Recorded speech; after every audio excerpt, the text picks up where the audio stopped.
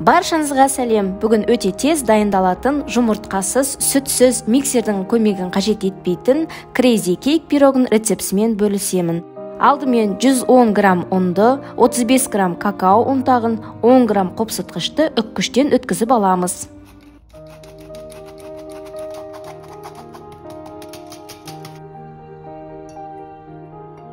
Жарты шай қасық тұз, 180 грамм қант, 20 грамм ванильді қант қосамыз. 240 грамм бөлме температурасындағы су және 75 грамм өсімдік майын қосып жақсылап бір келкі деңгейге дейін араластырып аламыз.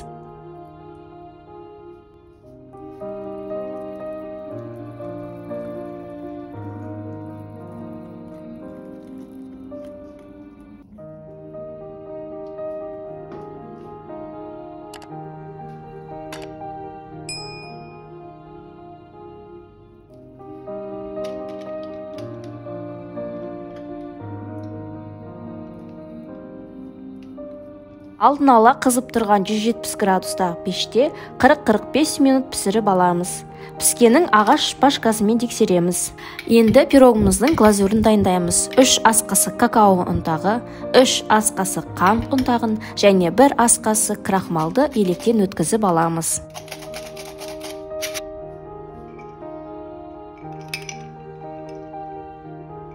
Ақырындап мұзды суды керек тығыздық алғанға дейін қосып, жақсылап араластырамыз.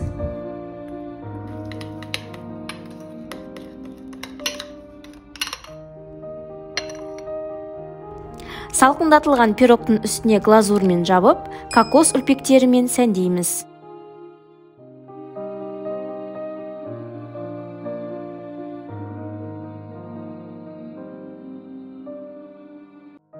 Өте тез дайындалатын, пропитканы қажет етпейтін шоколадты Crazy Cake пирогымыз дайын. Астарыңыз дәмді болсын.